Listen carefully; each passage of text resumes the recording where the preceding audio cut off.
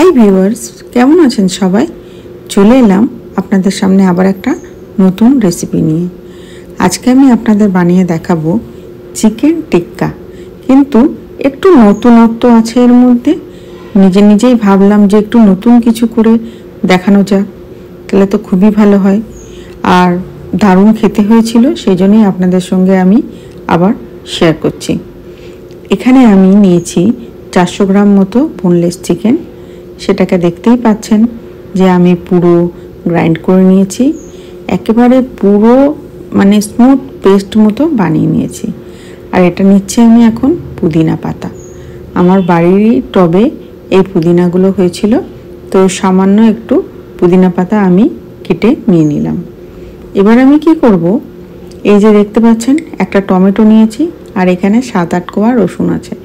এটাকে আমি প্রথমে খুব রসুনগুলোকে সিদ্ধ করে নিলাম, মানে পুড়িয়ে নিলাম। তারপরে টমেটোটা ওর মধ্যে আর হয়নি, সেজন্য টমেটোটা আলাদা করে আমি আবার চাকুর মধ্যে করে ভরে আবার পুড়িয়ে নিলাম। এবার রসুনের খোলাগুলো ছাড়িয়ে নেব, আর টমেটোর গা থেকে খোলাটাও ছাড়িয়ে নিলাম। এবার দেখুন কি করছি, এবার আমি এগুলো সমস্ত গ্রাইন্ড করে নেব, মানে রসুন, তারপর টমেটো, আর এখানে আছে পুদিনা পাতা, ধনে পাতা, আদা 1 ইঞ্চের মতো আছে, একটা গোটা পেঁয়াজ, আর কতগুলো লঙ্কা। কাঁচা লঙ্কাটা আপনি আপনার স্বাদ অনুযায়ী দেবেন, আর যতটা পুদিনা নেবেন তার ডবল আপনি নেবেন ধনে পাতা। পুদিনা বেশি দিলে তখন আবার টেস্টটা অত ভালো লাগবে না। এবার চিকেনের মধ্যে আমি এই যে পেস্টটা বানালাম, একটা চাটনি টাইপের ওটা হয়ে গেল। ওটা কিন্তু এমনিও খেতে খুব সুন্দর লাগে। তো এবার চিকেনের মধ্যে এটা আমি খুব ভালো করে মিক্স করে নেব। আর এই যে মশলাটা দিচ্ছি, ধনে, জিরে, গোলমরিচ সম পরিমাণ নিয়ে এটাকে আমি ভেজে নিয়ে ভাজার পরে গুঁড়ো করে নিয়েছি। তো সেটাই আমি 1 টিস্পুনের মতো দিলাম। আর লবণ দেবেন আপনার যেমন স্বাদ অনুযায়ী। আর এটা দিচ্ছি 1 টেবিল স্পুন ছাতু, যে ছাতু আমরা গুলে খাই ওই ছাতু। বিয়ে বাড়িতে সাধারণত জানেন যে চিকেন টিক্কা বানাই, তার মধ্যে কিন্তু এই ছাতু দেওয়া থাকে। তো এইবার ওইগুলো টিক্কা মতো বানিয়ে নিয়েছি। বানিয়ে হাতে অবশ্যই তেল মাখিয়ে তবে টিক্কাগুলো আপনি বানাবেন। খুব ভালো করে মিক্স করে নেবেন। তারপরে গরম তেলের মধ্যে আমি টিক্কাগুলোকে ছেড়ে দিচ্ছি। আর একেবারে স্লো ফ্লেমে কিন্তু এটা বানাতে হবে, তাইলে কিন্তু ভেতরটা খুব সুন্দরভাবে হবে আর জুসি টাইপের থাকবে। অনেক সময় দেখবেন যে ড্রাই টাইপের হয়ে যায়, কিন্তু এটা একদমই ড্রাই হবে না। হালকা করে আপনি মানে 2 দিকে, আর এতটা বেঁচে গেছে, 400 গ্রামে করেছিলাম, তো এটা রেখে দেবো। বৈকালে বা কালকে ছেলেদের বানিয়ে দেওয়া যাবে।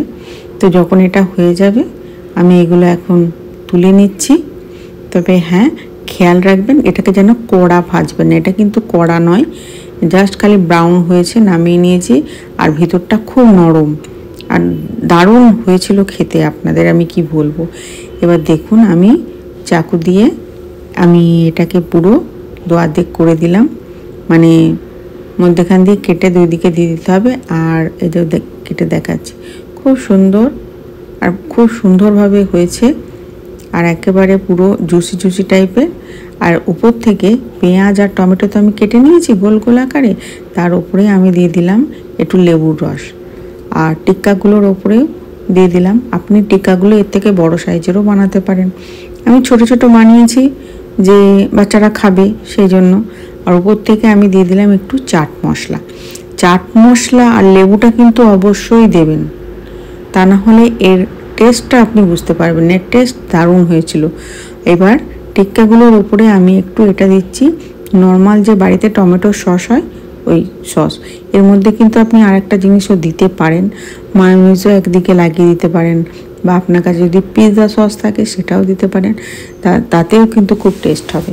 মায়োনিজ আমি দিলাম না, শুধু আপনার টমেটো সস দিয়েই করছি। এইবার একটা করে টিক্কার হাফ নেবেন, আর ওই টমেটো আর পেঁয়াজটা দিয়ে দেবেন। বাচ্চা যদি এসব না খায় শসাও দিয়ে দিতে পারেন, বা লেটুস পাতা হয় সেটাও দিতে পারেন। এবার দেখতেন তো লাস্টে একটু সুন্দর লাগার জন্য একটু ধনে পাতা, পুদিনা পাতার সঙ্গে একটা করে টুথপিক ওর মধ্যে লাগিয়ে দিলাম। দেখতে ভালো লাগছে না? কত সুন্দর লাগছে দেখুন। বাচ্চাদের দিলে কিন্তু বাচ্চারা অবশ্যই খাবে। এই রেসিপিটা যদি আপনাদের ভালো লাগে তাহলে লাইক কমেন্ট শেয়ার করবেন। আমি আবার আসবো অন্যরকম রেসিপি নিয়ে। দেখার জন্য অসংখ্য ধন্যবাদ।